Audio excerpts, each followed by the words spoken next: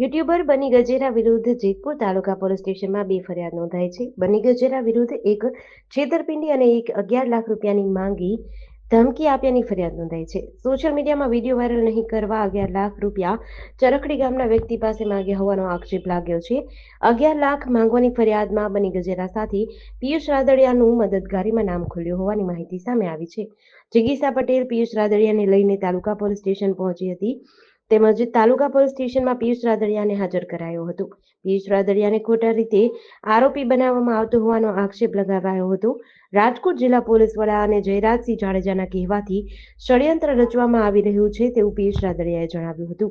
પિયુષ રાદડિયા નિવેદન આપવા માટે સક્ષમ ન હોવાથી ફરીવાર આવજો તેવું પોલીસ તરફથી કહેવામાં આવ્યું. પોલીસ સ્ટેશનથી જ તેમને હાજર થવાનો ફોન આવ્યો હતો. જિગીસા પટેલે જણાવ્યું કે તેમની સાથે આવ્યા એટલે નિવેદન ન નોંધવામાં આવ્યું.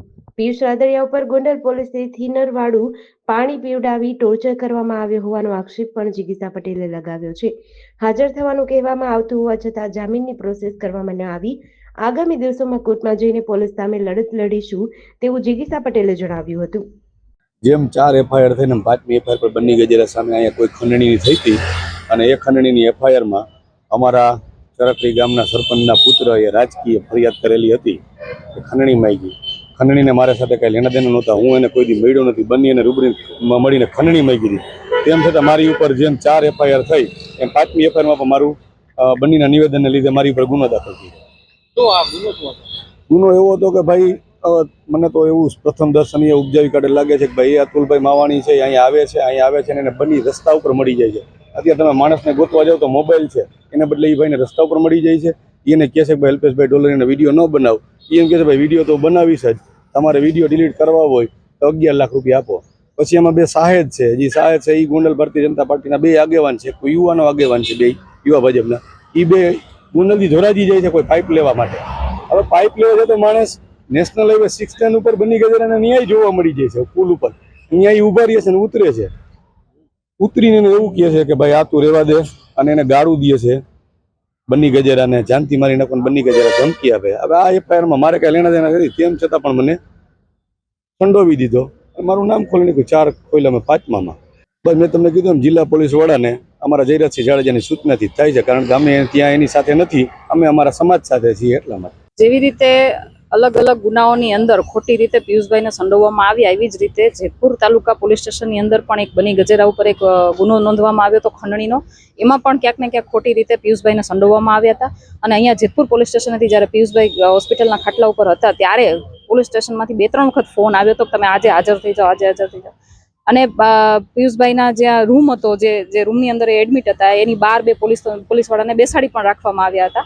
એટલે આજે પિયુષભાઈની હાલત થોડી સારી હતી, નિવેદન આપી શકે એવી કન્ડિશન હતી. એટલે ડૉક્ટર સાથે વાત કરી અને જ્યારે અમે અહીંયા પોલીસ સ્ટેશનમાં હાજર થયા, 2 પોલીસવાળા અમારી સાથે જ હતા. ત્યાં હોસ્પિટલથી નીકળ્યા પછી જ્યાં સુધી અમે પોલીસ સ્ટેશને ન પહોંચ્યા ત્યાં સુધી અમારી સાથે હાજર હતા. પણ અહીંયા આવ્યા પછી અમને એવું કહેવામાં આવે છે કે તમે નિવેદન આપવા માટે સક્ષમ નથી, એટલા માટે તમે સાજા થઈ જાઓ ને પછી આવજો.